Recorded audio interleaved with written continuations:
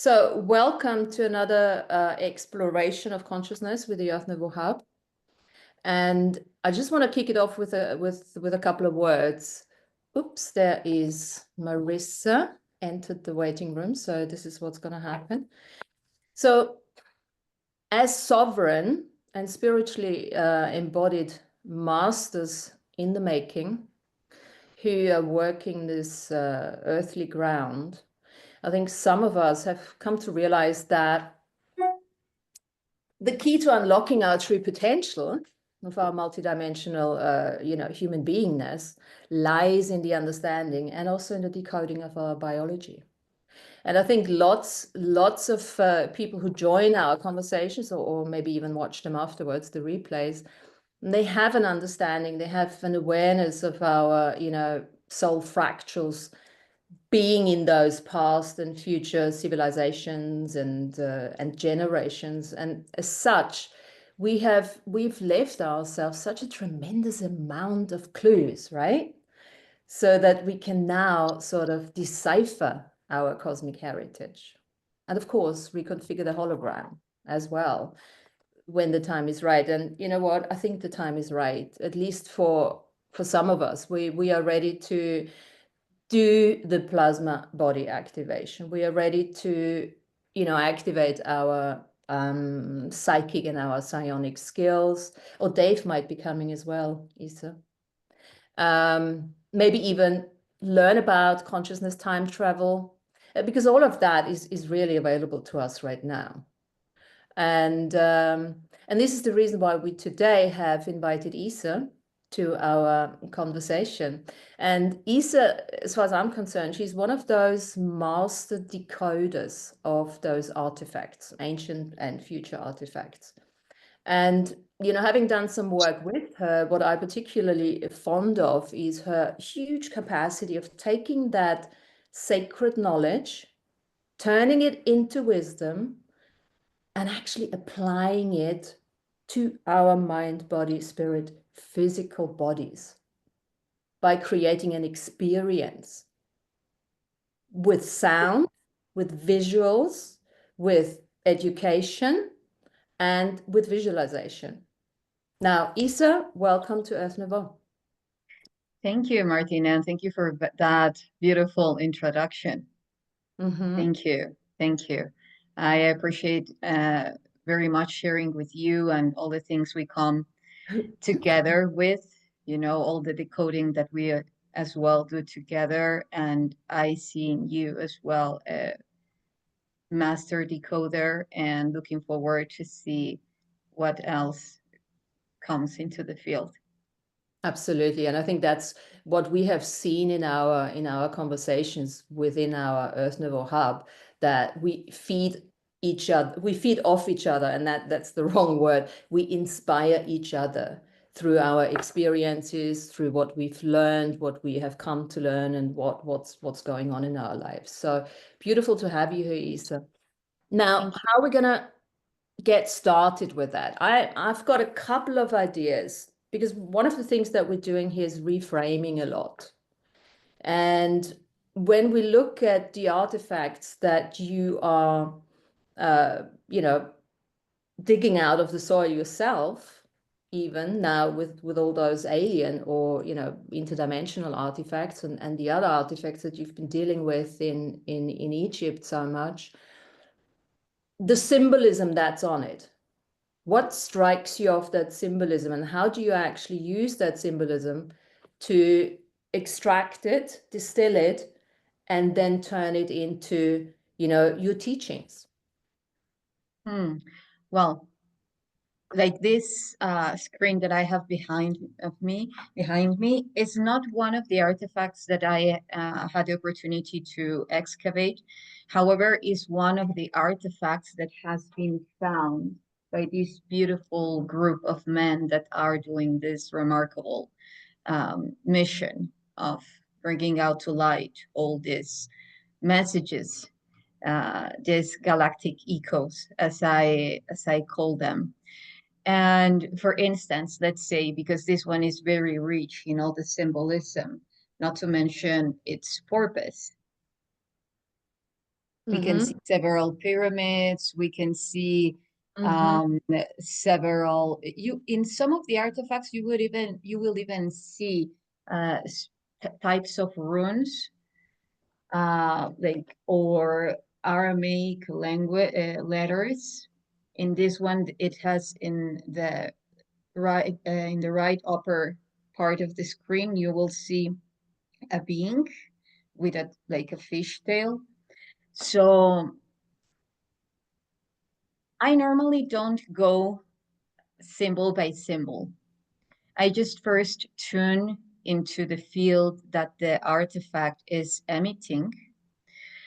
And a very beautiful alchemy just happens because as I tune into the field, the frequency of the artifact it starts to talk to me. And sometimes they really want to talk. Can you imagine so many years underground? Of course, they have many things to say. So, what I can first see, not only perceive as knowingness, yet also see is its purpose, what it is for. That's the first thing that I normally tune into through their field, their purpose, how they would function, and how they are meant to be reactivated. Because, of course, some of the artifacts are the like an expression of a bigger device that at that time existed. For instance, when we see these cubes, because I have found cubes, and of course, they are an expression of a bigger artifact that existed at that moment, and that they are doing that extension of that cube. And that actually you can connect from that cube to the main artifact. In this case, this is a huge portal for genetic upgrade. This, the one behind me. That, well, one of its purposes. For instance, how I see is how each ring is rotating clockwise and counterclockwise, and then like not all the the symbols start to illuminate, just very specific combinations of them that are creating a very specific pattern depending on the purpose, and then the main one starts to create plasma from its center, but plasma at a much higher scale than igniting the whole artifact. And then when I say that these are rotating, I'm talking at an holographic level. So then each one of these symbols that start to illuminate and activate, they are pulsing each one a very specific frequency, creating a symphony, a melody. And that melody is actually embedded in our DNA. Now, what kind of DNA is this? Is this portal um, activate? Like, what kind of DNA is it activating? And it is regarding to the dormant chromosomes that were switched off throughout the modifications of the human genome, to say it somehow. Of course, there were many genes put into dormant state. However, these ones are related to the most primordial ones uh, in relation to the water beings. Mm-hmm.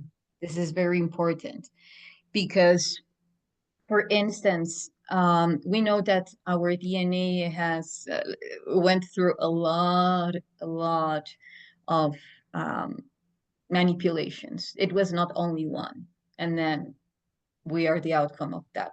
No, it was after many, many modifications in the DNA, fusioning other types of genes from other beings and so forth. We have the founders, we have the races that came after. So it's a combo of many races. So the first ones are quite connected to the water. We can see that in a lot of the art, in most of the artifacts. In most of the artifacts, we will see water beings, cephalopod type, and even here, uh, well, you can see those tentacles there. Mm-hmm. Okay, those are tentacles. And we can see on the bottom of the right side of the screen, we can see a being like with a type of um, device attached to its nose and mouth to breathe, or even, an extension of its own biological construction, of its nose and its mouth, the way Yeah. that they breathe. And we will see how they are evolving from depiction to depiction. That's also how you can get to know which one is older and which one is more recent. All of them are ancient for sure. But for instance, the ones that are even older, uh, these beings, it doesn't look like they have something put to breathe. It's just part of their nature. Then some of them, after the ones that are not as old as these ones, will show this kind of device, to breathe.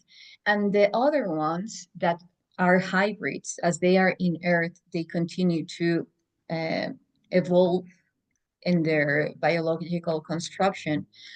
And then they have already nose and mouth. Of course, there are also other factions, like we can say, okay, but there are many types of many races uh, in, throughout the galactic, the galaxy, the solar system, and so forth.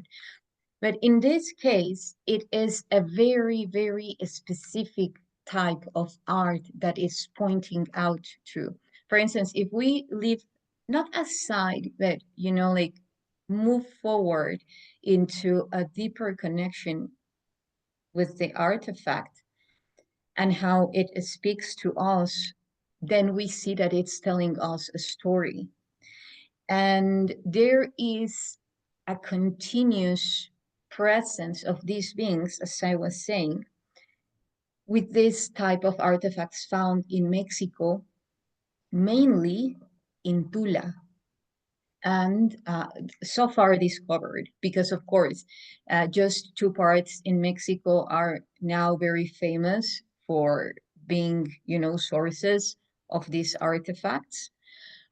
One is the one, of course, the one that we went to, which is Tula, where the Toltecs were, which are a connection that some people call it, name them as the descendants of the Mayan, because it's how the Mayan came from the east coast of Mexico all the way to the center and then to the whole country.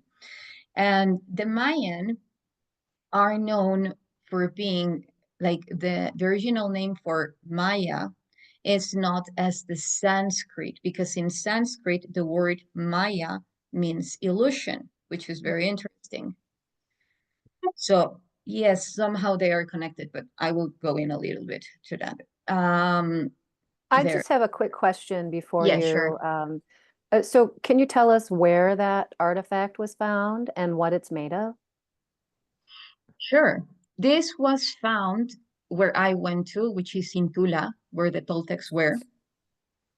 And the material it is made of, it's a quartz crystal, but it's a fusion of several crystals. Because when you see this one, like, you have it in front of you, you will see it white. And when the lights go off, if it has nourished enough from UV, then it turns this color, green. So it has like So fluorescence in it. Yeah. it's exactly. And most of the pieces are this way. They are a communion of different materials For instance, the main one in most of them is limestone. However, this limestone is treated. It's not as the one that we find in Egypt, for example, that has many pores, therefore its constitution, it's kind of sandy. No, this one is like, you cannot, I mean, I can put my fingers through it and there is no particles of limestone in my hands. So this is much more compressed.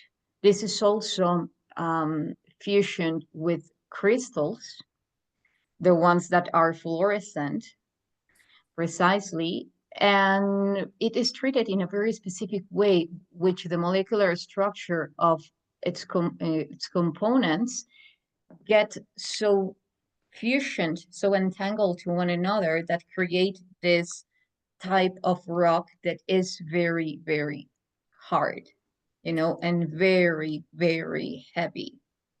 For instance, if I carry this, perhaps I will remove my screen because it will be easier. Do you think the luminescence was part of those beings living in darker areas underneath the ground, obviously in deep down in the water? I was That talking, was the point. well, that's beautiful, and thank you for bringing that up.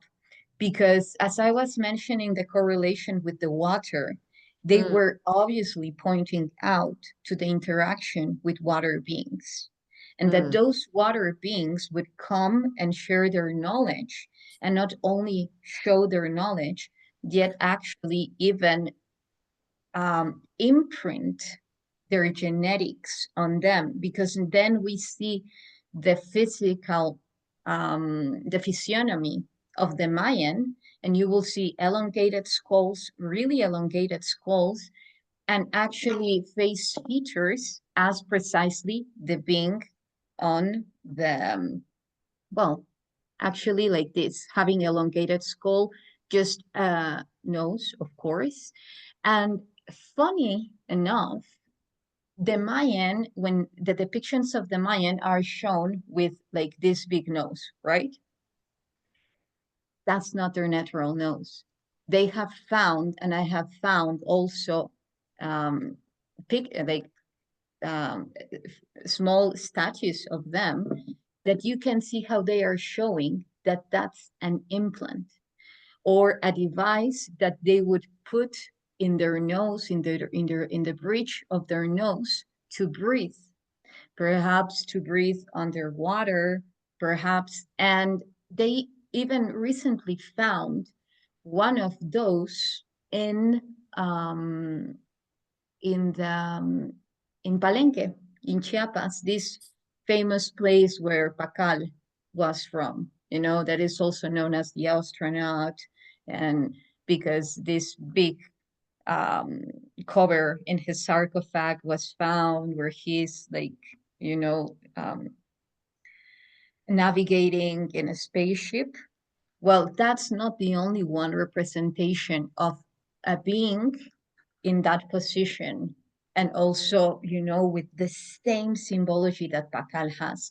Now I have found two of them. So in relation to your question about perhaps they were under the water and they needed this, which is amazing, that correlation that you're doing. I was talking to Mike Forrest, a friend who is also doing a remarkable job on finding artifacts.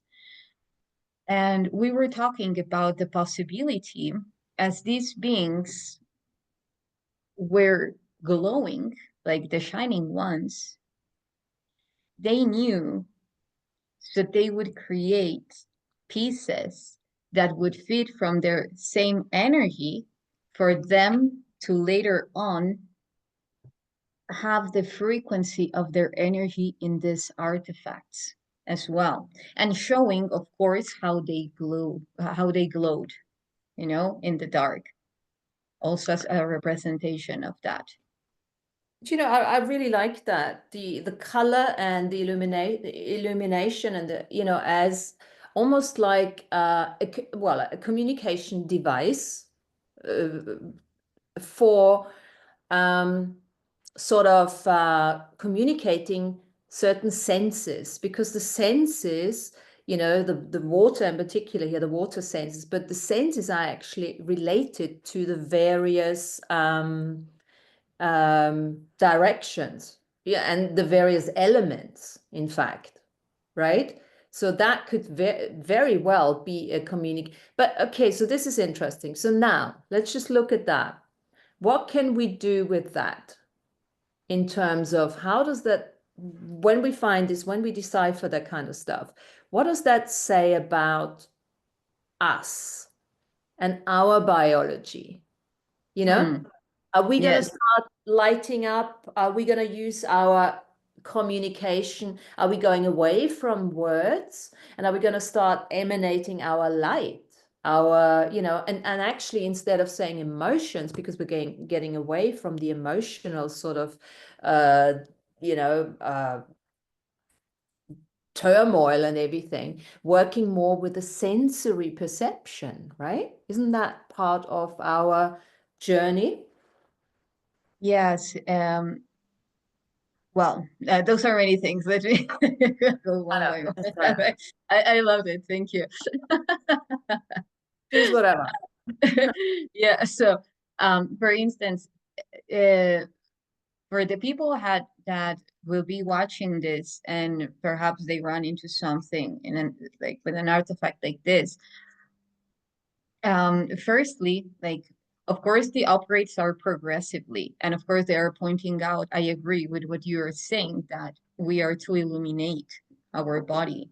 We're to harness the plasma in our body and become those luminescence beings with luminous DNA that is actually now upgrading as a multidimensional uh, being or nature that we have. So, for instance, the purpose of these artifacts, um, for, for me at least, is to activate them. No, not all of them, of course. Some of them is not even necessary. Some of them, it's not even that big of an issue. That comes naturally as soon as they start to relate to your field, then that alchemy starts to happen organically. Other ones that are actually more, well, before taking the screen, just to finish with this one. For instance, some of them that are more complex, like this ones, I have the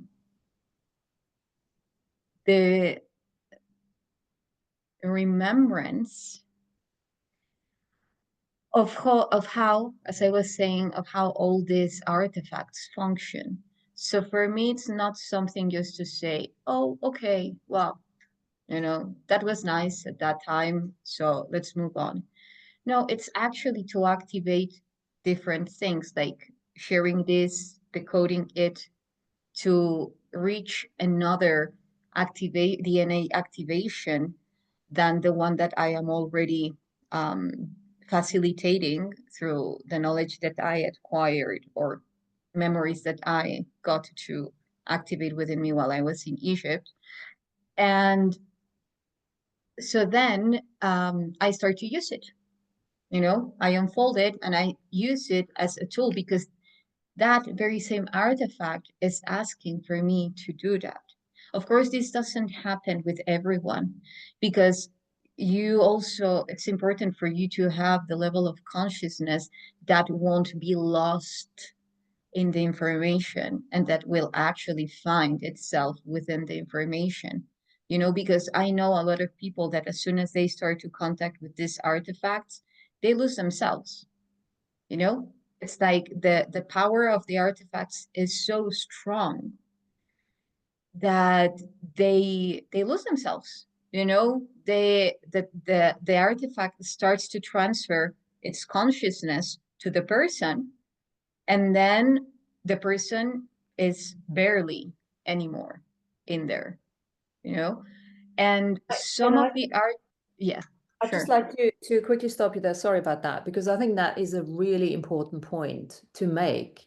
And that leads us back to the I am fortification. And often the the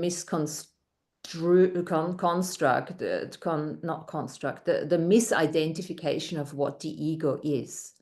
And, you know, ego is really, really that inner knowingness, that fortification of the I am, that I am. Because, and you know, we see that actually in egocentrism, for instance, you know, between people. But if we're now starting to unearth those amazing artifacts, it's even more important to acknowledge that we have to be really in our sovereignty and in our spiritual embodiment. And that is really a good point to make. Thank you.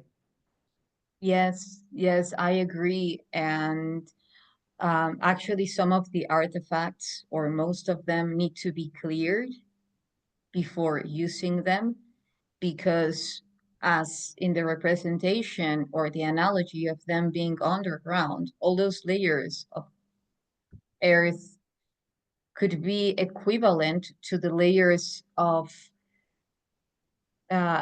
information that were hiding, that was hiding them, you know. And some of them, sometimes that those layers of information are related to very specific egregores or beings that want to keep them shut down. So all of that needs to be cleared out. And if you don't clear them, you might think that you're connecting with the consciousness or the being that is, you know, projecting itself through an artifact, and you're not. Actually, you are connecting with another energy that was attached to that artifact. So that's super important. And I could see that there are many, many, many portals and stargates, many, you know, and there is also a lot of connection to well, before going there, let me finish with what you were saying, Yeah. because this will open a huge new whole topic. So about the upgrades, and what they are pointing out too is, for instance, if you connect with the consciousness of an artifact, it will start to give you upgrades. Look, here is another being. It will start to give you upgrades. And each artifact has a specific purpose and a specific frequency, of course. For instance, here, this obelisk is not only bringing and activating the symbols that it has here, it's also connecting with the egregor of all obelisks around the earth, you know, because somehow they are still entangled to one another. So you can use this very powerful, in a very powerful way. And you can use it, for instance, in your body. If you want to, once you cleared it out, you start to tune into the true meaning of each one of these letters. Like, what are they activating? Because they are symbols. I will remove that. I will turn off the screen so that you can see it better. Yeah, and give us an example as well, Yssah, how you actually activate it, and how does it, just tell us how does it feel? Yeah, okay, so what's that? That's a triangle? Yes, upside down. Plasma, okay. Can you guys see that? Not entirely sure what that is. Okay, triangles again.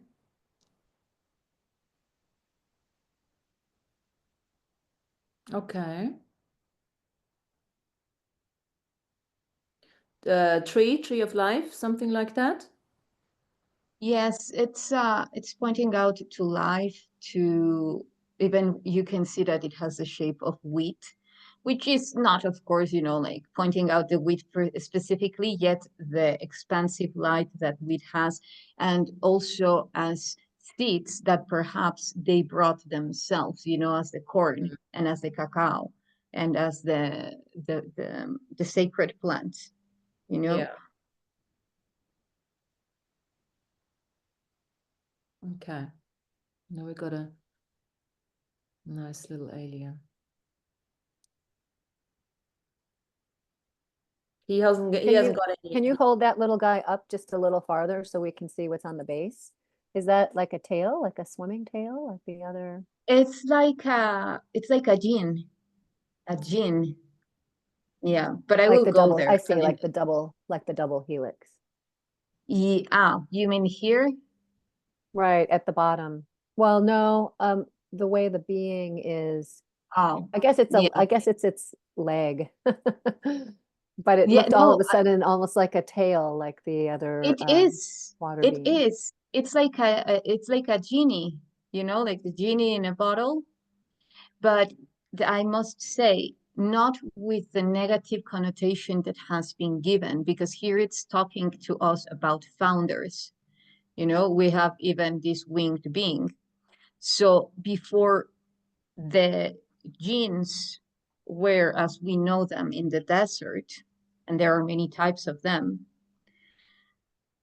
they are a genetic branch of these founders precisely.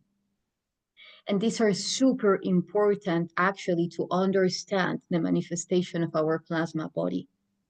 Impressively important. And for me, that's one of the biggest missions of these artifacts, to point out to us what is fundamental for us to integrate the primordial records of our DNA. Because seriously, if you see a being like that, it's telling you etheric, is showing to you something etheric, something like it's half of the body, it's almost, you know, like fading away because it's pure energy.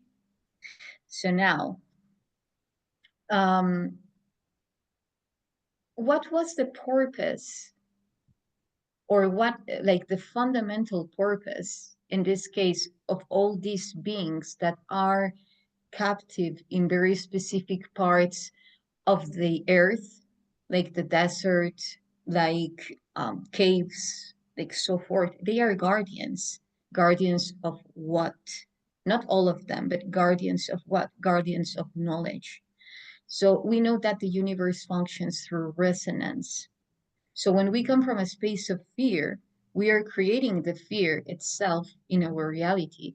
However, when we come from a space of love, we are creating a reality of love in our reality in front of us. So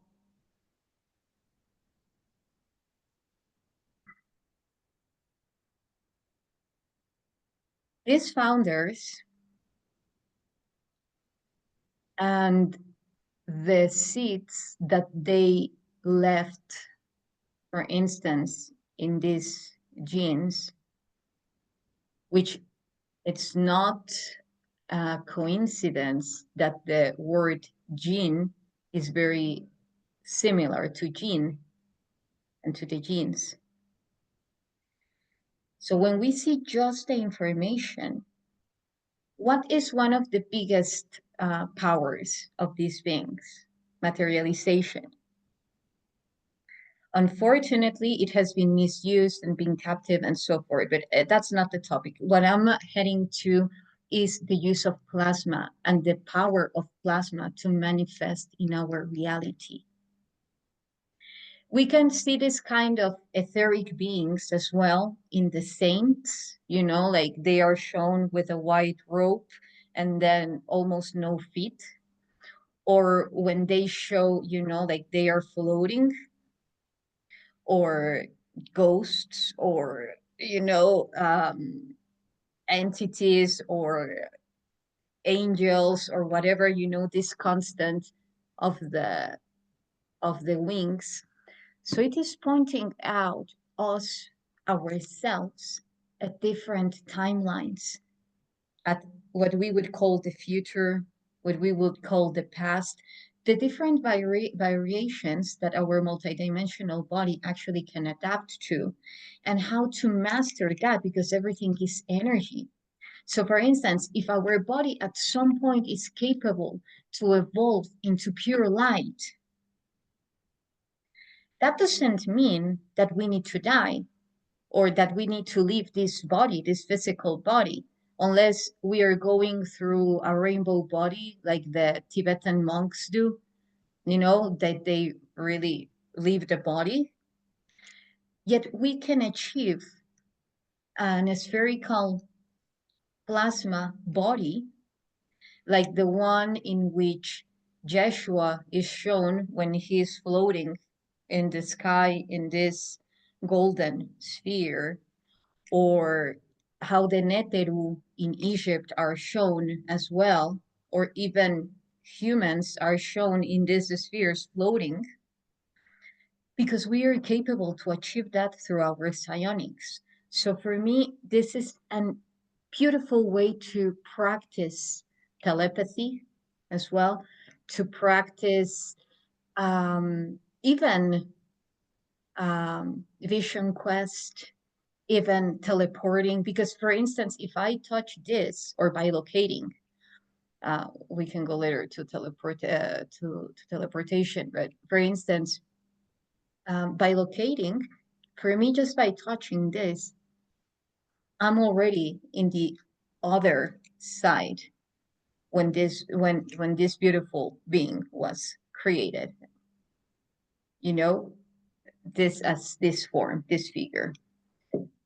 And it is because the more that we actually get to connect with our plasma body, the more that we actually start not to know, yet to exist in an entangled universe, which is very different.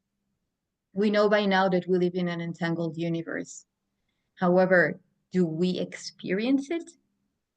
And to what extent? And our plasma body, our light body, I don't know if any of you have ever had the experience that you're looking at yourselves in front of the mirror, and then you close your eyes, and then you see your halo, or you see your body full of light. Well, now this happens because, of course, it's our plasma body manifesting in front of our eyes. And actually, we can get to perceive that without the need of closing our eyes. And now, what are the implications to this? Well, first of all, if we consider this as the ancient future, to say it somehow, this is somehow where we are heading to. But you see, there's one thing, there's two things that pops in when you say that. Because as we are connecting to these artifacts, we have to sort of reframe certain ideas that we have in this physical realm. Because for instance, if we talk about, you know, traveling through a wormhole and things like that, we need to look at what is actually gravity. We need to start reframing gravity. What is actually gravity, right? And you were saying with the green disc in the background, you were beautifully explaining the roundness and the movements in the different directions. You know, it's almost like, you know, the toroidal field and the idea of the black hole and the movement. Not because of the gravity as it is defined in this reality, but a majority still of people is very anchoring, is very pulling down, you know. But now we're having all these lovely artifacts showing us their wings. So we're talking wings versus roots. And that's maybe something we need to start looking at. So how do we define gravity if not to lose our footing, you know, by thinking, oh, we need to be grounded into this earth. Well, the fact that deep down there in the earth, there's a black hole anyway. So where's the grounding from the old metaphorical representation? So we need to redefine gravity. We need to redefine grounding, right? What is your, I mean, obviously this is where Nassim comes in, Haramain, because, you know, revolutionary, explaining what a black hole really is. But once we start understanding that gravity is that created through that round motion, right? Through our atoms, we are literally the ones that gravitate the consciousness onto this planet. Yes, you know, the more that I tune into quantum physics, and as you know, I'm in full resonance with Nassim's research. Actually, I was quite excited to see that one of the ways that you can put the arc crystal together, his device, is as one of the devices that I have created to travel at a quantum level through the holographic field. When I do the connections, you know, like now you travel through the space-time fabric or the space memory network. The spaceship that I created, which is a tetra icosahedron, is like one of his the variants of the arc. So, well, just it's just a parenthesis, but anyway, yeah, I do resonate a lot with Nassim's research work, and the more that I see and perceive reality through a quantum approach, the more simple it is. Yeah. You know, like you were mentioning the black hole. When would you before could have imagined, as I use it, as you know, visualizing a black hole at the center of your body and using that black hole to actually bring in naturally and stably the energy that you need, that you choose to torsion to connect with the other side of the black hole, what would Penrose call white hole. And then for them, the energy that you want to shift within you. For instance, let's say you're feeling worried or you're feeling anxious and you want to bring from the other side of the black hole peace. So you're bringing it from within you, like the deep core uh, um, within you, and you're bringing it in, and you're bringing also that anxiety that you want to shift, and then they create this torsion motion that brings the 0 point energy. So therefore, you have moved forward instead of wanting peace or joy, or you are just coming from 0 point energy, which is quite related to the emotions that you were saying, because in the 0 point energy you're everything and you're nothing. And for the universe, the moment that you want to bring joy to your life, then you're creating an alter, or you're activating an alter spatiotemporal constant with despair. Why? Because the universe functions through harmony. So if you're trying to bring joy into your life, then you're creating an altered timeline, or you're activating an altered timeline with despair. And they are parallelly coexisting, you know? Like So the particles and the antiparticles existing at the yes, same time. yes, yes. A way to say it, yes. So for instance, when you want to manifest, the best way to do that is coming from a 0 point energy, because you're being the singularity within the black hole. You're not coming from desire, you're not coming from need, you're not coming from rejection. You're just bringing the information that you choose and connect with it and manifest it, just as a configuration, you know, just as a configuration. And that is the most powerful way to manifest. If you want to connect this spiritually, you can say, because you know it's already been given, you know, you see yourself that way. Yes, because you're already coming from the future, but they don't express truly that. In that moment, you're becoming the past that, and your consciousness, which wants to manifest that, is being the future, showing to that past what already will happen, you know. I'm going to try to say it in another way.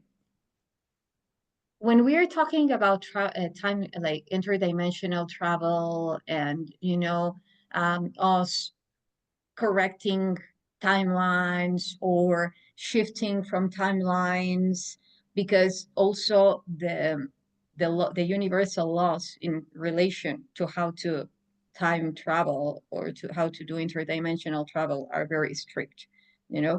So, but anyhow, for instance, if you want to manifest something and you're saying, or they are telling you, see it as if it has already happened. From where do you think you are accessing to that information? From the future. Because within the space-time fabric, there is a spatio-temporal constant or a timeline where you are already embodying that reality. You are. So you're accessing to that future probability. And at that moment, you are being the past. You're already the past. So this is where now all the researches of um, um, retrocasual teleportation protocol and so forth are heading to. I'm not getting very scientific now, but every time that we are going to shift a timeline to try to shift our present, we are making our present the past, because we are projecting our consciousness to the future. So that's already retrocasual teleportation, you know, protocol. We are already moving to the past. So anyway, I just share this insight because for me, it's a huge key to really know how we can get to truly know that what we choose to experience has already been given, because we're moving to the future.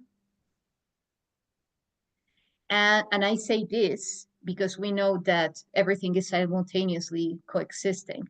But anyway, so then you move to that timeline where you know that already that is happening, and you transfer that consciousness to here, to this moment. How do you transfer that consciousness? Through a wormhole.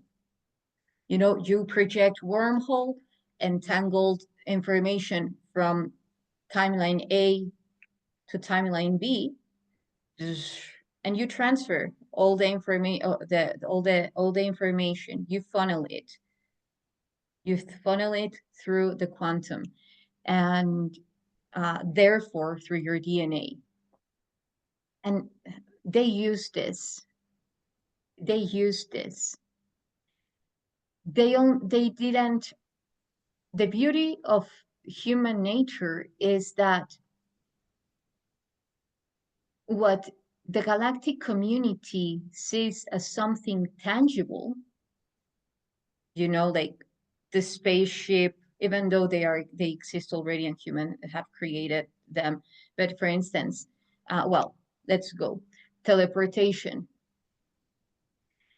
time ripples, all of those things that look very fancy and very Jetson-like, you know, like only achieved by the galactic community. What they do already in a tangible form, we are starting to experience it within our body at a holographic level.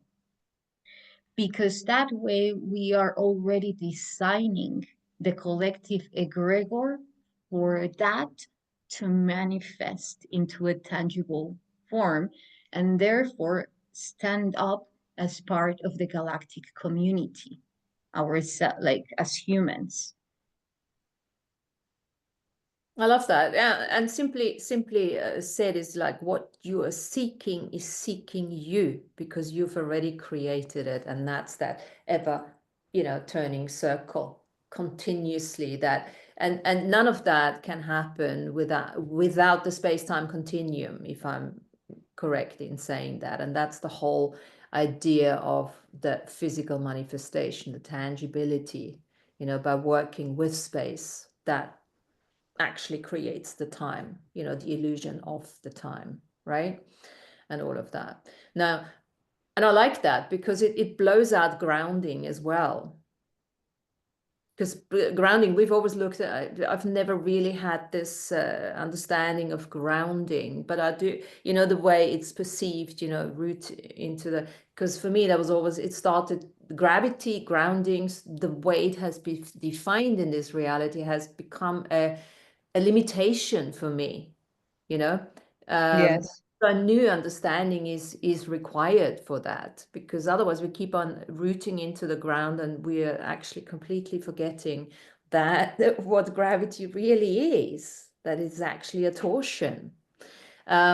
Movement rather than, it's actually the opposite, it's movement, rather a spherical movement rather than grounding linearly into a particular spot, right? Yes. And that's how we continue to anchor the artificial matrix with Exactly. all that rapid movement that our biology, like our body is doing, because the frequency in which this artificial matrix was created is very slow. So it's trying to generate a balance and a stability, because as the frequency of the artificial matrix, as I was saying, is going too slow. If we were going too slow as well, this would collapse. That's why when humanity, stands a little bit down, when all of this happened about the pandemic thing and so forth, one of the things that was enabled for many people was the shift of consciousness. Why? Because they were still. So for us to be still creates this matrix to collapse the perception of reality. That's why they want to keep us going, moving so fast without it, like a hamster in a wheel, without even being aware, because then we don't generate that state of awareness. We don't generate a 0 point energy, because we are so drawn to the novel that we cannot truly be. Yeah, And yes. so that lack of stillness actually keeps us in the duality thinking. That what? It keeps us in the duality thinking. It keeps us in the separation. And I think this is another thing to really, as we're looking into this, stillness is always just related to, okay, meditation and just feel good. But actually it's so much more. It's like what you're doing is like with the 13th sphere of the tree of life. You're coming into that sphere, into that higher gland, that thymus gland, into that cross, right, into that shunya point, that point of shunya where there is that stillness, but that's where the 0 point is at the same time. And there is no female, there is no male, there just is. Yes, that singularity.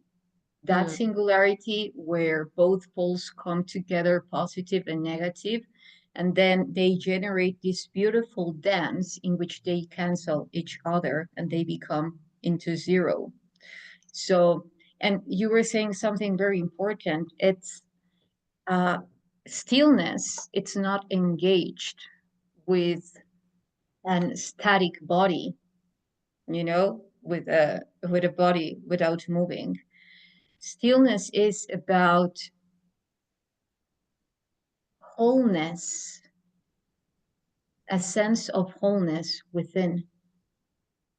And we can be running, we can be cooking, we can be meditating, we can be sleeping, we can be doing whatever we choose to.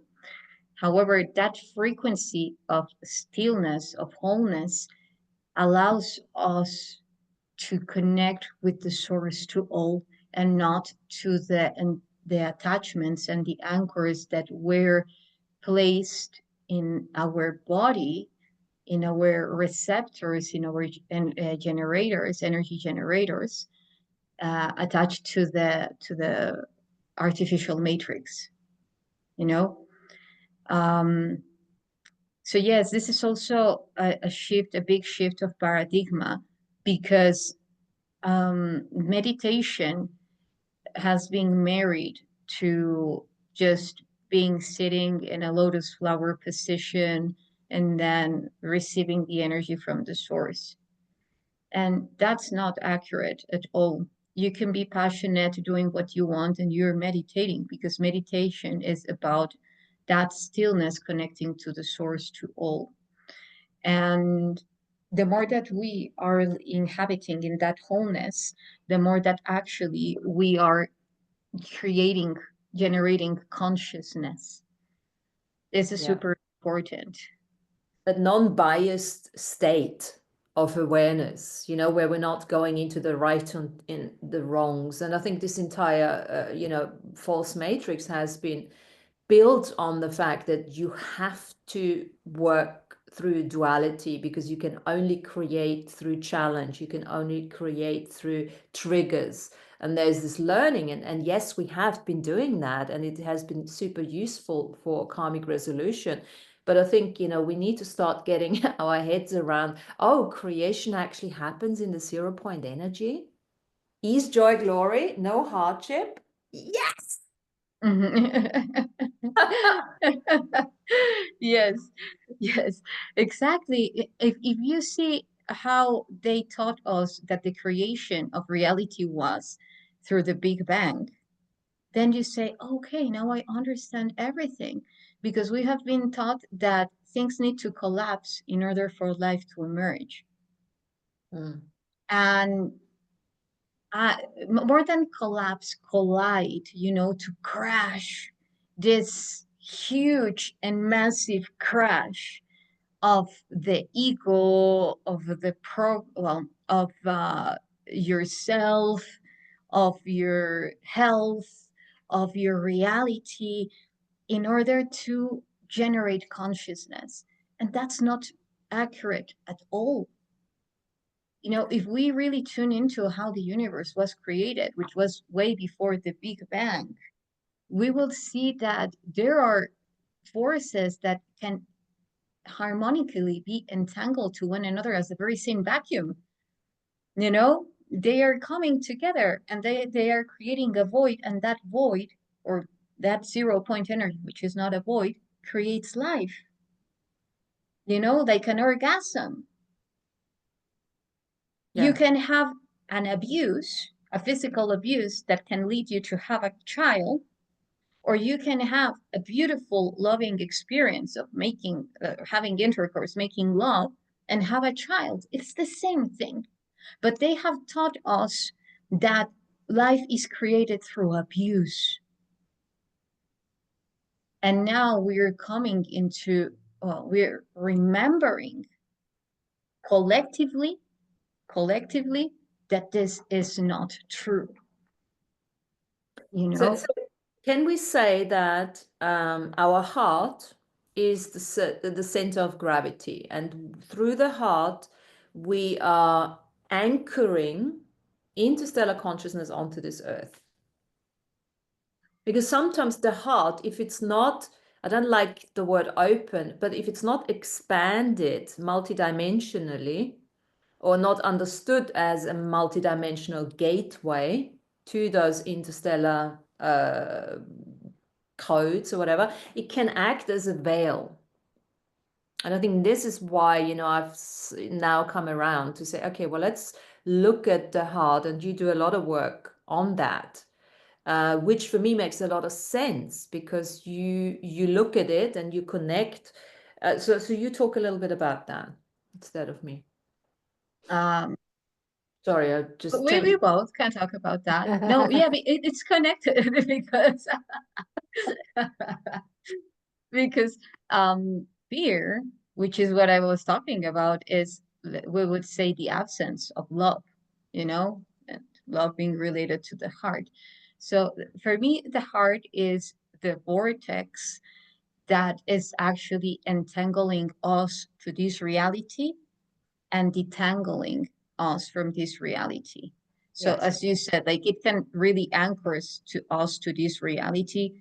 What, for instance, when we are creating, producing adrenaline, and our heart is like bam, bam, bam, bam, bam, it's anchoring you big time, you know, and or when it stops, because this is also something that I want to share that I have come that I have received, and is that the more that we re-educate our heart to generate a barely perceived free beat, the more that we are also upgrading into the next level, which can also be related to the emotions, what you were saying. But this is very important because I do want to say something.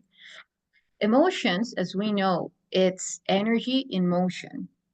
So in this reality, the emotions that we generate is actually to alchemize them and transform them into something else, into a manifestation of reality, into something else, into another frequency. So how I perceive it and how I experience it is welcoming the emotion. However, it's how long it takes us to transform it, to transmute it and alchemize it into something else. So, because for this reality, the more the emotions that we generate, the more food that we are giving to the artificial matrix, you know? Absolutely. And the more that we own our emotions, the more the sovereign that we are actually using them to create another reality. So what role does the heart play here? And being the heart of vortex, for me, it's like uh, steps. The center of our physical body is the navel. That's the main black hole. Even though every proton within us has a black hole and so forth at different scales, the main black hole in our body, in our physical body, is the navel, because it's even the middle. And it's the one that connects us through the wormhole of our mother, of the primordial matrix, of the primordial source, and beyond this cube, this incubation of reality, the artificial matrix. So the heart is what actually, that vortex that is creating the fuel, the infinite energy that is receiving from the space memory network. Because as we know, our heart has neurons, and the neurons in the heart are the first ones to perceive the message called intuition. Our heart even has a pineal gland. So As the heart is the first receptor of the information of the space memory network, then it's feeding from that infinite source. So that's why also we're capable to live much longer. And before, they would live much longer because the level of fear was much less. In which time the life rate began to decrease the most? In the medieval times. Why? Because it was all about fear, fear to religion, fear to be killed, and so forth. So the more that we stay and come from a space of heart, the longer that we live. It's quite related to that, you know? And so then our heart access to that infinite source of energy. So the more that we also allow our intuition to grow, the more that we are exchanging the flow coming from the source to all, like receiving that flow, that energetic flow, and we emitting that energetic flow back to the source and back to the ones that are around us. So yeah, for me, that's about well, there are many things about the heart, of course.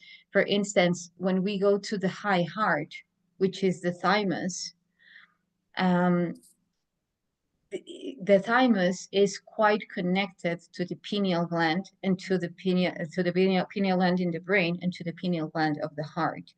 Let's say it's that bridge in between both of them. And our thymus, which is in the same area, let's say in the same perimeter, even though there are two different organs, well, one it's a gland and the other one, and the heart is the organ, but they're in the same perimeter. And the thymus gland is in charge of creating the T cells, which are the ones that are producing the chemicals that allow our immune system to grow stronger. They're quite connected to the bone marrow, to the stem cells. So the more healthy that these two are, the longer that we live, and not only that, the more that our plasma body grows, because our plasma body can only grow when our heart is capable to sustain a very specific amount of gamma energy that we are creating.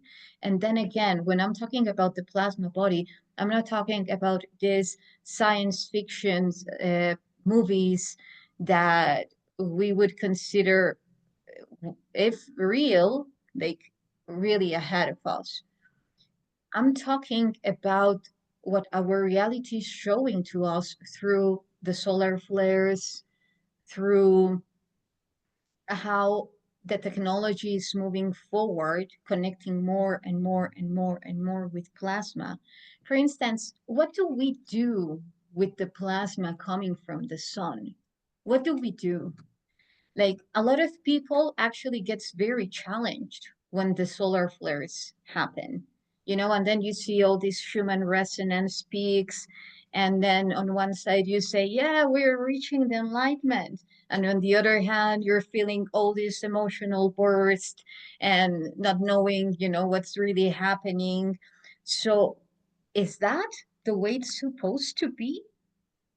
It's really that the way it's supposed to be? No, we have passed beyond that stage in which our spiritual awakening was meant to be really tough on us, unless we choose to keep on experiencing that, of course. It's But also, sorry I have to interrupt you again. yeah, sure. Sorry. Like, it's also, again, it's a misinterpretation, it's an ignorance on a misunderstanding. It's, you know, because as soon as you don't understand embodied spirituality, it is so easy to travel. It is so easy to have outer body experiences, right? And what happens is the more you have outer body experiences, people think this is something unreachable for them, whilst they have it all the time. If you think about it, every time you go and sleep, you have your outer body experiences. And then, you know, lots of them do not come back into their bodies. And this is where the pain then sets in. Pain in the physical vehicle is a sign that you're actually not properly physically embodied. So there's, I mean, that's just one of the ways of looking at it, but it's all a bit of a juxtaposition, right? It's like, whoa, what is going on? We have to really redefine every single, you know, thing that we have learned. Yes, absolutely. And you might relate, you could ask yourself, but how does actually plasma can relate to grounding? You know, isn't plasma something very, you know, like very spiritual as ether, or very tech away from us? No, plasma is everything, is 99.9999999% of the space. And that the rest that it's not is just cooled plasma. So for instance, if we take the plasma coming from the solar flares and filter it and use it to activate our dormant genes, that's possible. That's feasible. Yes. And I just want to say something to this ground. Yeah, sure. It's so true. The more work I do on the plasma body, on this, on the source code integration, every time I'm like, she says, how are you feeling? I'm like, fuck, I'm so grounded. I feel more and more grounded. And I always put it towards because I need to understand things. You know, the more I understand how everything works, and this is where quantum physics and the theme comes in, like you said early on, the more grounded I become, the less mystical, the less mysterious this whole thing becomes. And I think in one of our conversations that we've had, you just said nonchalantly, you said, well, grounding is knowingness. And I'm like, yes, grounding is knowingness. Yes. The opposite of ignorance, the opposite of the letting go of all the conditioning and the definitions of what we have been receiving that grounding is, because it's none of that. Because we are supposed to be growing our wings. How are we going to ground with our wings? Well, very, very differently than we have ever thought we are. Yes. And speaking of wings, we can go in a literal way, and we can also go, as you were saying, you know, like that capability of levitation, which is also feasible for our biological body. We can achieve that. How? Mastering the plasma body. Mastering the plasma body because you know how the physics of your body function, and how to achieve it by creating a very specific amount of energy and reaction to that energy within your very same field. How? Yes, you can achieve that through meditation and through discipline, of course. But it's perfectly feasible. And you might say, yes, but how, like, is it going to make me a better person to be capable to levitate? Well, first of all, it will be very cool. Imagine yourself levitating. At, at some point, I was in Tell el Amarna in Egypt, guiding a meditation, and the one that was going to be the tomb for Akhenaten. And a friend of mine who was there filming told me, at some point you levitated. You know, like you were in a lotus flower, and at some point you levitated, and I was not even aware of it. And yes, we are capable to do that. However, the level of coherence that we need to reach in our field is proportional to the level of coherence we are invited to achieve at a daily basis, because they come one with the other. So For instance, we know that our DNA is going through upgrades, and that when we talk about timelines and how will we be looking in the future, I have the knowingness, speaking of knowingness, that some of the manifestations that come and visit us are ourselves from the future, for sure. And they are already pointing out after this stage that we are experiencing, perhaps already in another planet, or perhaps in the same planet in a different way. Because then again, for every upgrade that we do in our DNA, we are shifting a timeline. Space-time fabric and DNA are one. They are entangled to one another. You can travel through time through your DNA. And this is one of the things that I will be speaking in like more extendedly in the conference that I will be doing in March in Sedona, Rise of the Guardians, because these artifacts, all these artifacts, this came with this pyramid. This is really heavy, so I'm just going to try to.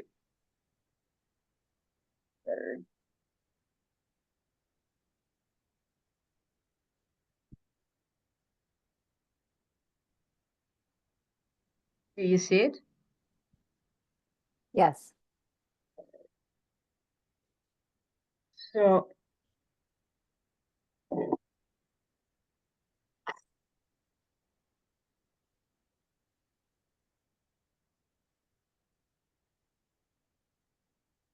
we found this pyramid in the same place in Tula. A lot of artifacts that are being found are related to ancient Egypt.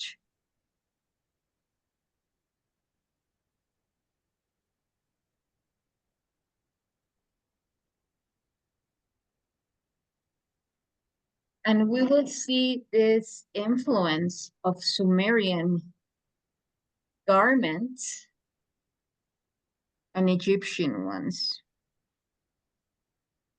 And these two rings were found here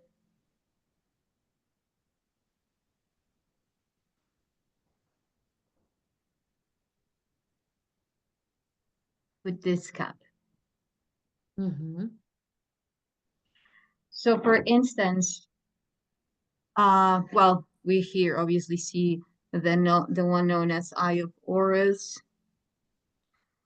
which is actually, well, a lot of people relate it to the pineal gland, but it's not the pineal gland. It's part of the structure is the pineal gland, but the eye is the interthalamic adhesion, which is the one that organically connects our brain hemispheres, not the corpus callosum. And all of these glyphs around the pyramid have a different purpose. Of course, they are telling a story, but these glyphs are not, as we could say, let's rephrase, are simpler than the ones found in Egypt. In what way? Las oficinas. Por eso me quedé sin en New York City Group. I just So these glyphs, why would I say they are simpler? Because you will see the same kind of glyphs over and over and over again. So they didn't need to do it very complex. Their message was very simple. It was about the fundamental aspects of reality. You know, here you have the ark, like the one that we have found, Martina, in several of the pictures. You have the Aten, you have the vessel that connects you, that moves you forward to the higher reality. We have a scepter that is connected with the Osiris Diet or Osiris column. We have constantly this triangle looking downward, which is precisely the embodiment in this earth, and which also is representing the potential force of creation, the manifestation. Here you have the feather. It's in ancient cosmology, it can be related to Shu, or it can be related to Ma'at. So when we put all of this together, you know, because that's also how you know how they are creating a story. When you put them together, you can have the idea of what each one of them is saying. However, the wholeness, the unity of all of them is what's going to give you the true essence of the message. So for instance, down here is the mouth, which is the breath of life, which is actually aligned to this. So it's telling you that this is a spell. And by spell, I don't mean a spell against someone. I'm talking a spell to actually activate this within you. And this is a love spell. Why would I say a love spell? Because it's a spell of bliss. It is a spell of communion, because this is not the only pyramid like this with these rings. There are meant to be other ones, and then at some point the rings will be put together, because this is also representing time. Someone was saying, oh, that's going to be a beautiful wedding. You know. And you know, the essence of the rings, they show not only the perfection of the circle, that's one aspect of it. The commitment is another aspect of it. And as we move forward, we will see that the rings are created by our own DNA. Every time that our DNA, for instance, the chromosome of our mitochondria is circular. Every time that our DNA creates a supercoil to go through a process that is called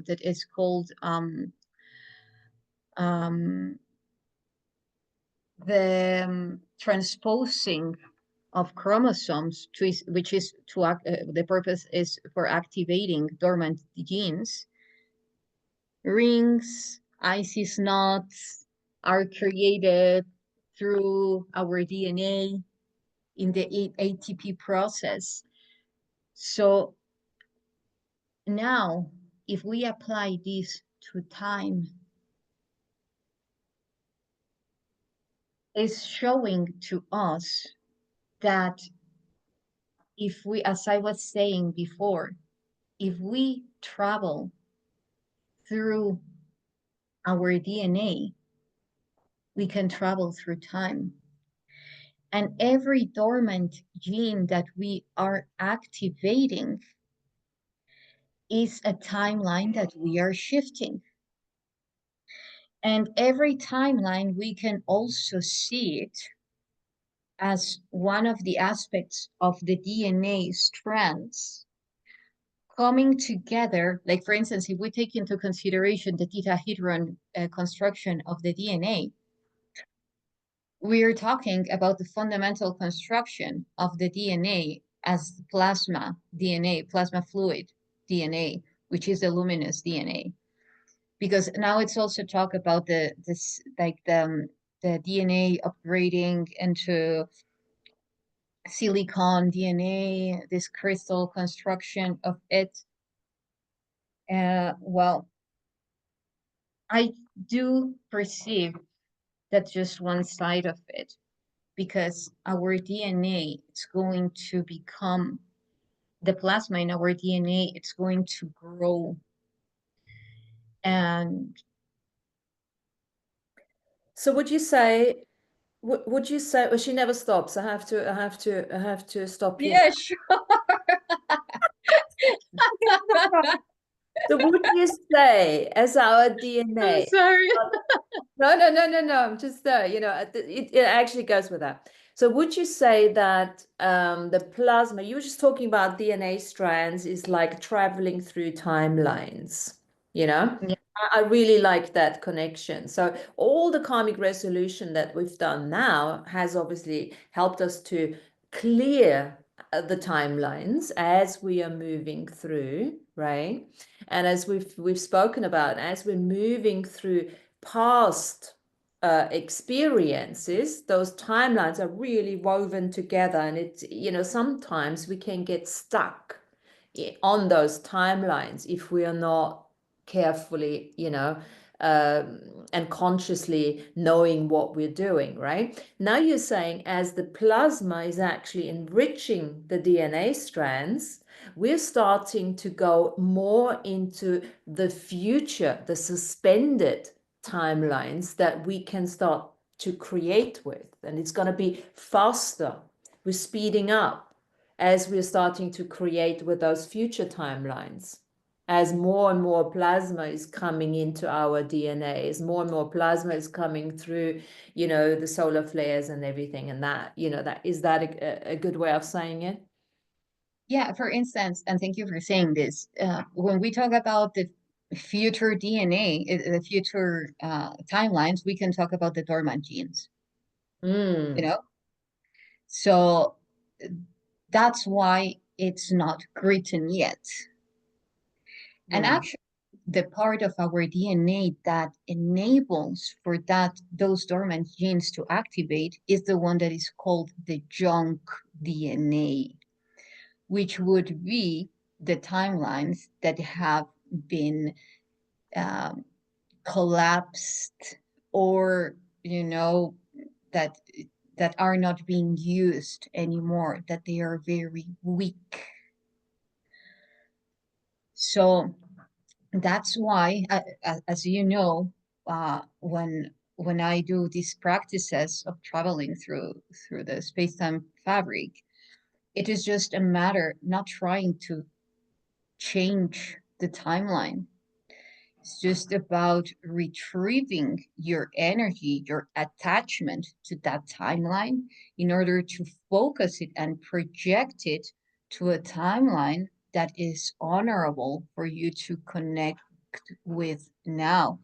And if we translate this to the DNA, we would be saying that that weak timeline that had not been taken into consideration, you are using it to achieve your best probability to be embodied, your best timeline to be embodied.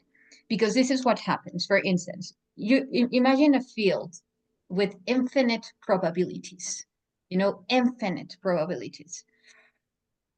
And you have been connecting and you have kept alive a timeline that is not that does not benefit you. You need to move on. Yet that was the strongest one.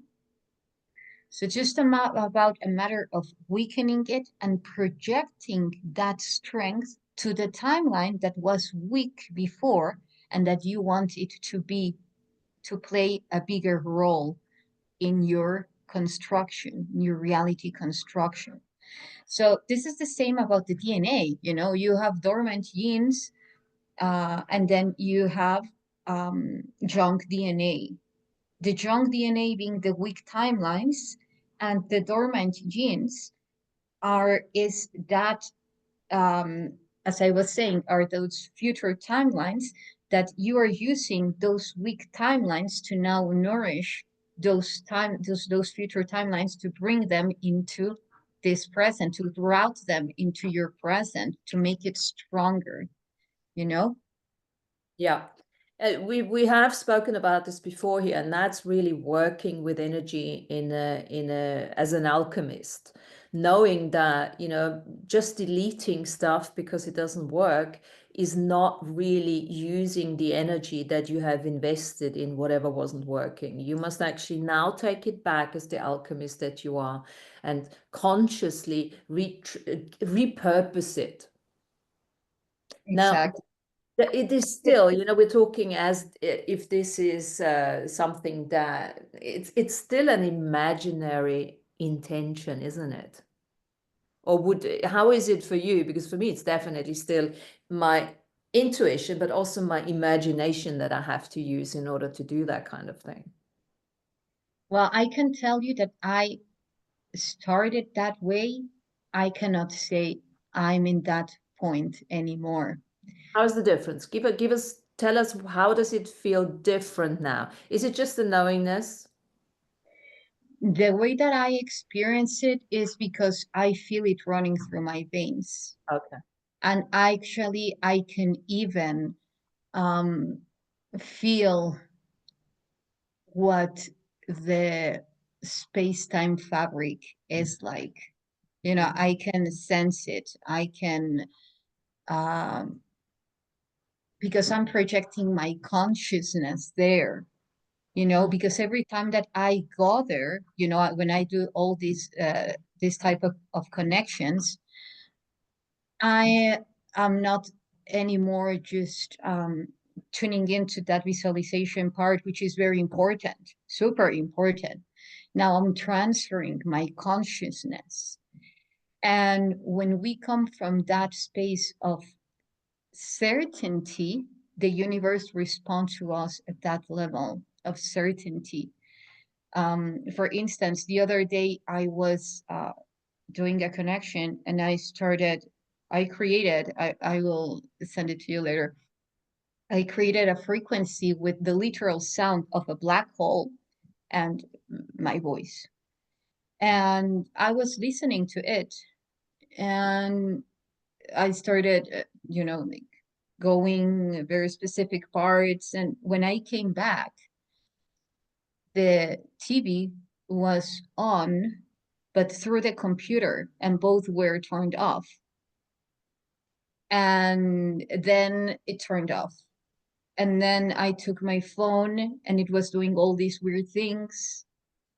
And, you know, so we have different ways to actually measure the impact that our configurations are doing at an energetic level. You know? It's part of the self-trust process, but I would also want to add to this because I think lots of us have already tapped into that innate capacity. You know, because what you were just beautifully saying, that it's nice to have these, because like, oh shit, that happened to me as well. Oh, I just didn't know that this is what that was. So, and I think like talking is exactly like we said early on, we are the future beings here now in the present moment. And as soon as we acknowledge something, we go, oh, past, done, let's go. What's next? Because it's all in the acknowledgement, right? In the understanding that that is a possibility. And then, Yes. you know, we often use the questions like, okay, so what if there's nothing you need to learn or even to, you know, understand, but what if you just need to acknowledge that you are actually already doing it? Yes. You know, you touch something, a very important topic. And when I started to tune into the arc of Isis while I was in Egypt and being contacted by very specific galactic um, galactic beings that are underground in the area where I normally live when I am in Egypt, I started to develop a very specific method to expand your IQ, to expand all the potential in your brain. And it's mostly about commands, you know, and you must say, but how? Like, if you, for instance, right now, the 20% of my of the energy focused on the growth of my telomeres is readapted at 70% in full harmony, where my telomeres are expanding and growing organically at the pace of the cosmic flow, reestablishing my multidimensional nature and my galactic DNA within my physical body. And you know, you do it from a very specific point that, of course, you know, this is the last part, you know, but That's why she looks so young. Okay. Remember what you said. Write it down. We don't have to work about telomere. You Come can on. transcribe it later. Transcribe that letter. Go for it. Carry on, darling. Thank you. Yes, and you know, imagine the better relationship that you have with your body and with all the universe, because it's all about relationships.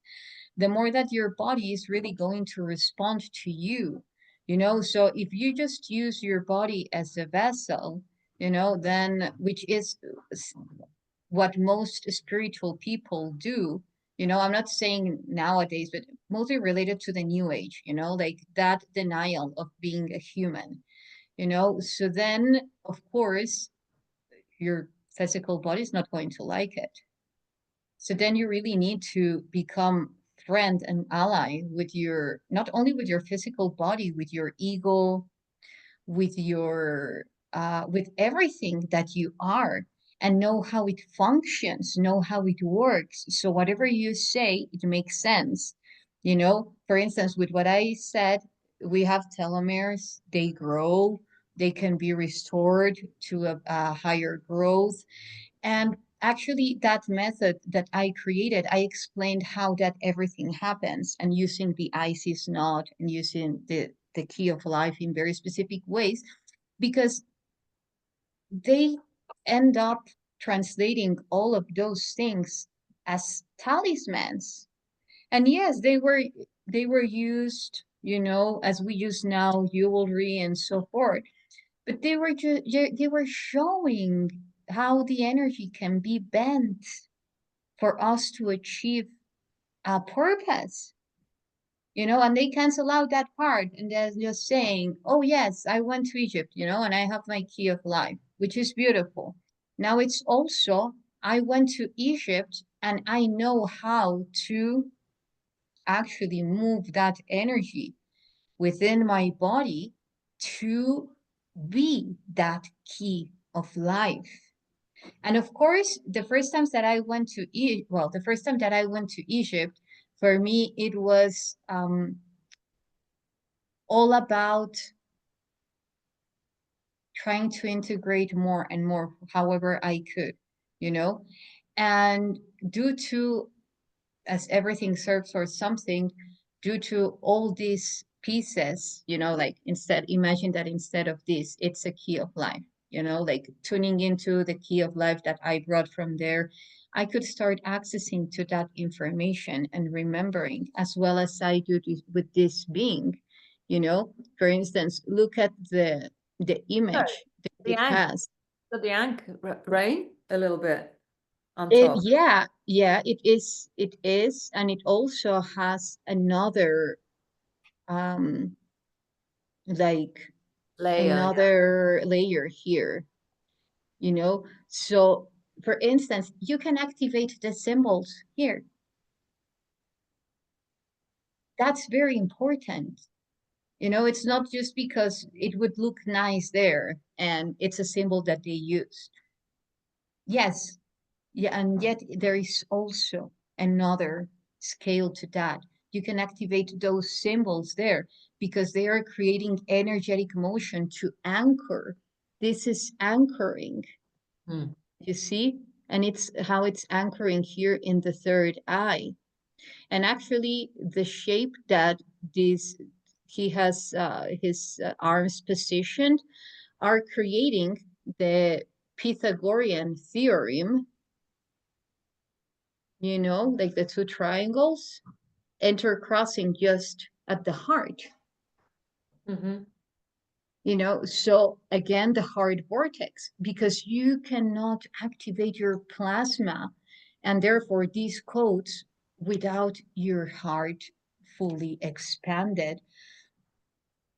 And you and I have been talking about heart upgrades, and that there are a lot of information now coming into the field in relation to the usage of the heart, because sometimes there is so much information that it's like if we were trying to discover something else, you know, like something new. I'm sorry, I have to answer some just Yeah, you do that. And Jennifer, you Okay. show us your artifact. Didn't you have an artifact there? I have a crystal that after Yssah showed her tower, it Yeah. made me go get it. It's saprolite, but it is wherever it comes from is home to me. So very, very Beautiful. It's got so many edges, such intricate, you know, structure. Can you see it, Yssah? Yes, I can. What material is it? it's saprolite. But it has a lot of portals in it. Yes. But there was something about your tower that when I read the energy of it, this called for me to come to go get it. So I brought it over to sit with me. Mhm. Thank you. Thank you. It's beautiful and very powerful.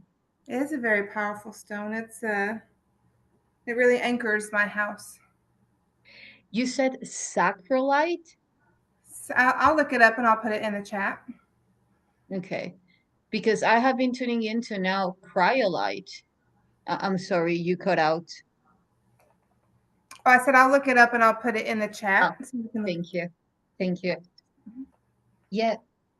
Tanya works with crystals a lot as well. So I'm interested now, since we've got the crystals in here. So saprolite, I just looked it up, and it's a chemically weathered rock. Literally, it means rotten rock. It's from the Greek.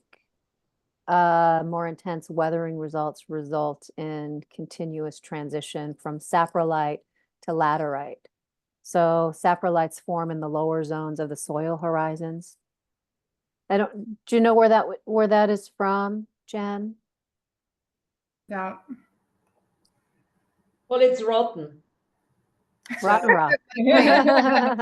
So it's sure I'll just drop that in there. sacrolite. Just drop that in the chat. There's a link to. Thank you. Thank you. But you know, just looking at the portals there and speaking about you know, portals, right? Whether it be the portal in the heart, the portal. I think about the artifact that you were had your background. By Sandrine. With the wheels within the wheels within the wheels, and then the pyramid with the plasma portal in the center. You know, to me, it seems like everything is spheres within spheres within spheres, and they're all layered on top of each other, right? Everything is existing in that now moment. And so this is just a really great reminder of the power that we have as humans, you know, whether it be with our DNA, whether it be with our connection to Earth or connection to the sun or connection to, you know, any of the star systems that are in our universe and in our galaxy. I always see that energy as being able to bring everything here right now. So like that portal in the heart connects with the portal in the pineal and the portal in the belly button, the portal in the dantian, all of our chakras. It's just like they each have a different frequency or different spin. And when we go into those past lifetimes within the DNA, we can go into that timeline, whether it's moving slower or whether it's moving faster in the future or slower in the past, accessing just all of those parts of ourselves, those layers and layers and layers, like that saprolite has portals and portals and portals and layers and layers and layers, just like Yssah's artifact has all of those layers. And in the very center, right, is that 0 point of plasma. And so, Martina, you were talking earlier about getting entangled in like a timeline or a past lifetime. And when you're in that 0 point center, everything just comes to you and is multiply present in all the time-space continuum. There it is. Yeah. Yeah, It's just too amazing. much. It's too much present. That's because everything is there, right? So it's like I think this is where intention and focus do still bear a lot of importance in this whole thing, right? Yes. Yes. And as Tanya was saying, all those layers, it's like our very same, well, like everything, as we were talking about the fundamentals or quantum physics, it's not that complicated. Actually, the more we simplify the how, the more that we truly understand how the universe functions. So we don't need infinite formulas. We just need a couple of them and then apply them at different scales. So we were talking about the importance of the plasma. I have had the opportunity where I have come to myself at several moments as as a shining being already, and um, I see that's where me as Yssah is heading to at this moment, and why for me sharing this message is so important about the plasma body activation, because things in our reality are shifting so fast that in order for that to happen, we're talking about an acceleration of the energy. What does acceleration of the energy creates? Plasma. It's a charge collapse that creates plasma through gamma. That's what we are experiencing it. So the ones that really go through that plasma body will thrive. The other ones won't have the frequency actually to do that. And for instance, what would that be? It's like really activating our luminous DNA, the plasma within our luminous DNA, knowing how to work with our plasma body and how to work with the plasma in the space through that entangled universe. And then our reality will meet with our inner reality, which is free energy, going beyond the gravitational field, playing with it, and No more not, yeah. No more beyond creating beyond cause and effect. yes, yes, because, um, even when we see, for instance, the Kybalion, and we see the universal laws, and there is this one of polarization, but it doesn't, well, I read it a long time ago, but what about the singularity? And the singularity is epitome in this, otherwise you're entangled to a bidimensional field that you were saying as a dualist reality. So you say, like, all that information, now for me it's time to focus our attention on that and use the energetic waves that are coming through the reality in order to you know, to torsion them and them to be that flow that rises Mm. up our intentions and, you know, and manifest them. It's a bit like, you know, coming out of polarization and understanding universal balance and harmony, which is a completely different thing. And the difference is probably also that coming out of the emotional turmoil, and the way I would redefine emotions would be sensory perception. And that's something, you know, which is in the word. Instead of saying, what am I emotionally entangled with now, is just basically saying, so what am I perceiving right now? Because that puts you immediately into the observer position. You observe whatever hoo-ha is going on, but you're using your sensory perception, you know, rather than your emotional, you know, sort of solar plexus, involvement and things like that. So there's a lot in the wording, the way we use our words, what kind of phrases are we still connecting to. Those are really small things, but I also like you were talking about, you know, the simplicity of it. And I think this is where how we started again, you know, it's like, what are these artifacts showing us? It's a very simple drawings on it. It's not hugely, as you said, I know, like, you know, what do you call these things, equations and things like that. It's very simple because it's actually much simpler than we think. And just by letting go and getting rid of all the conditioning and stepping out and reconfiguring that hologram and getting back to the primordial matrix, you know. Thank you, Yssah. Mary's leaving as well. We're almost, where are we? Oh yeah, we're almost 2 hours. Anyway, so then stuff just evolves and we start creating in that 0 point energy where everything, because we no longer have divisions, we no longer have separations, we no longer define something right or wrong. Jen, I think Yes. you have something.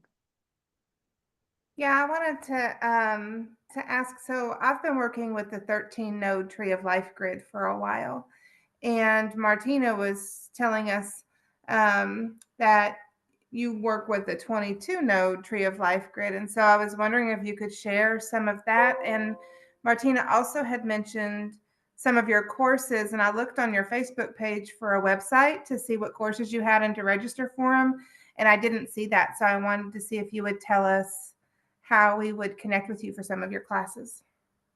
Sure. Thank you. Thank you, Jennifer. Well, about the tree of life, I also work with the 13. However, I see it as a scale, as everything, you know. So the 13 is just a part that connects, let's say, the basics. However, if you want to actually reach your God nature, and I'm saying, you know, your divine nature, you know, then it's important for you to activate the 22. I have images, you know, like because of course it's not just because I came with that information. It's because when you play with the tree of life, when you have the 10, you know, and then you overlap it to complete it, then it creates 13. And then if you want to feel there are very specific algorithms. One of the ways how I read reality is through algorithms, which are numbers. These matrices are created through algorithms, which are the translation of the pulses of the geometries. So for instance, when we talk about the 22, if you want to know how the reality was created, really, I suggest like all ancient textbooks, but when it comes to a very detailed way in the frequency, like frequency detailed, you can access to the Kabbalah and Hebrew ancient knowledge. There are books that explain how precisely everything was created. And as you know, they have 22 letters. So each one of those 22 letters is a frequency. So then if you use the 22, if you match this to the Mayan cosmology, you will see that they used the 9 and the 13. For instance, in order to activate your plasma body, you need to create 9 toruses. Why? Because it's the amount generated and the exact amount of gamma energy you need to produce in your body to do that. And then the 13, you can relate it to, for instance, the 13 joints and how they have toruses.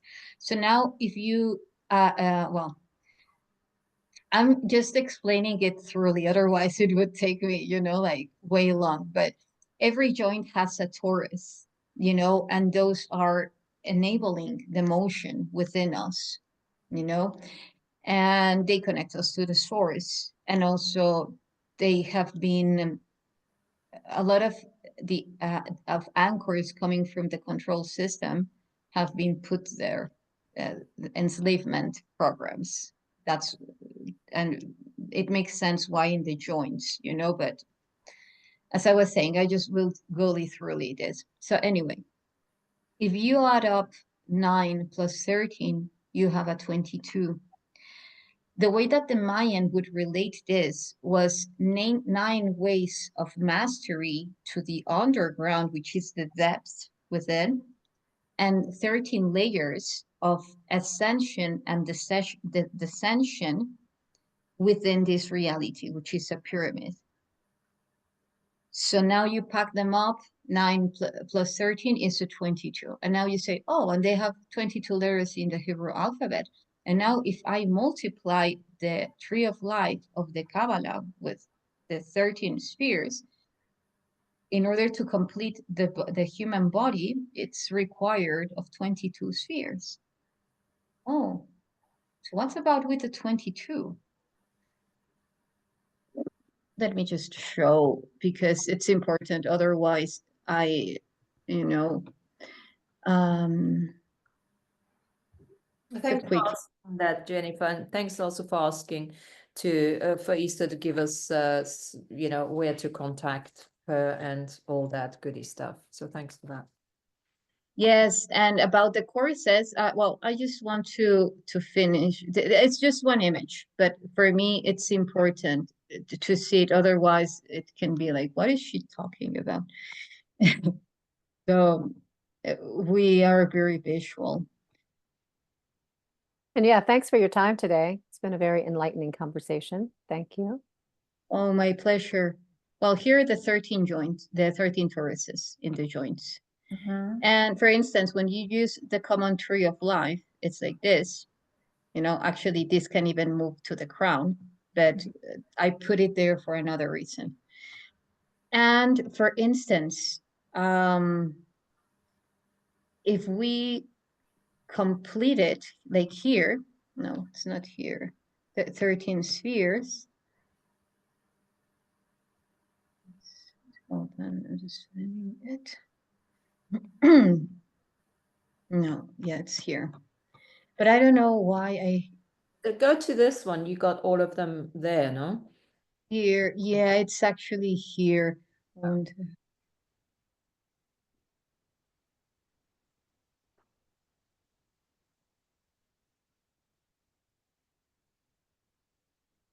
Yeah, I understand what you mean about overlaying the 13 joints with the 9 nodes, the 9 toruses. Very interesting. yes, it is. And well, actually, this one is with 20 spheres. What did I say? Oh, 13. Okay.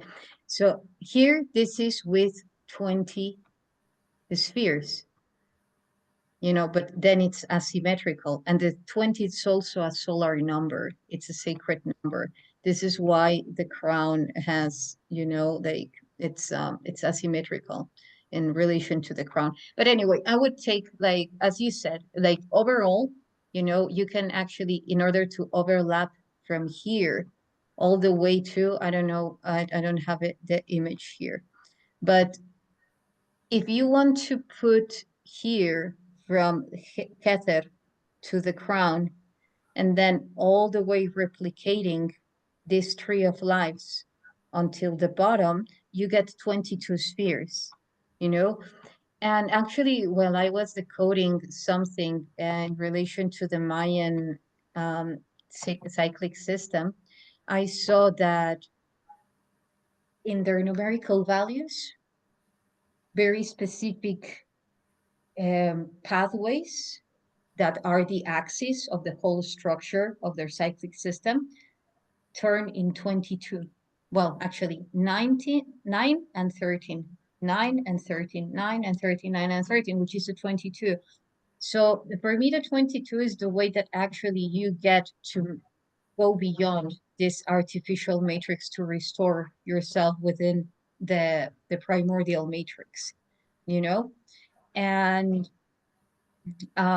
we can say it like in relation to the gematria and to the Hebrew alphabet, you are enlightening those 22 frequencies, which actually complete that wholeness, which in numerical, according to numerology, the 22 is actually the mastery of that, well, among many other things, of that physical nature, you know, the matter.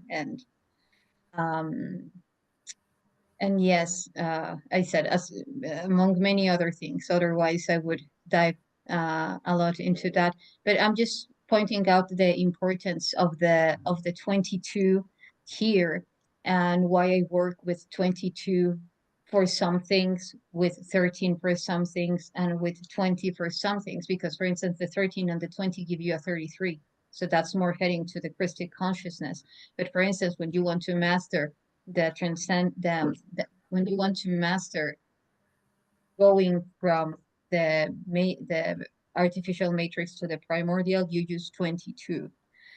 And yeah, and about the courses that I facilitate, I will write my email in the chat. I have also my website. I'm updating all the information because there are a lot of new courses that I am facilitating, and actually the ones that I was facilitating at that moment, I am currently not, unless it is, you know, like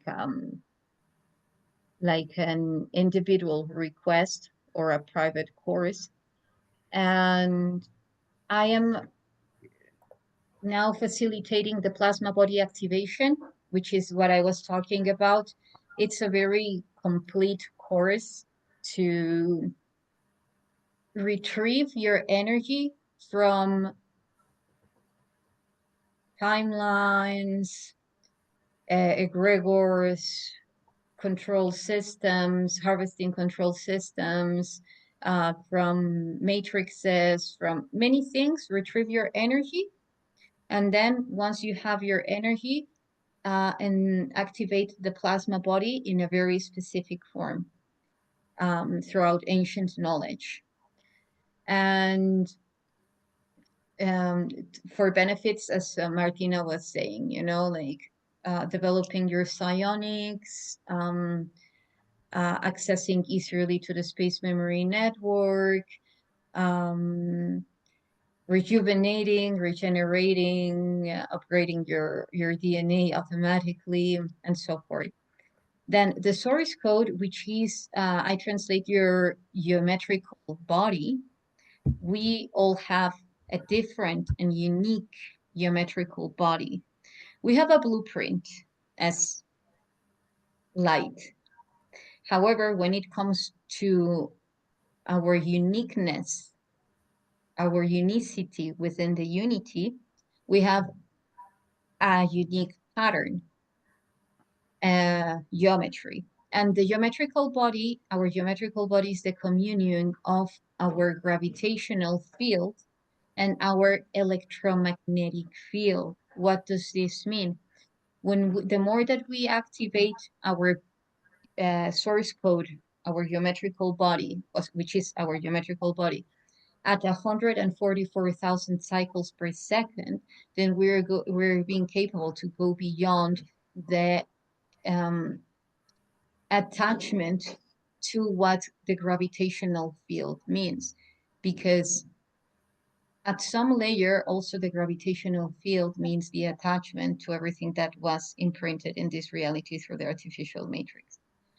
And one of the most important things is that you're moving from a barcode, which was given to every human, to restore your cosmic fingerprint, because that's what the source code is the fingerprint. And then that's also a method, because the source code is activated in a very specific way in three parts in the body, where the generators for that is. And also the DNA activation and time travel. And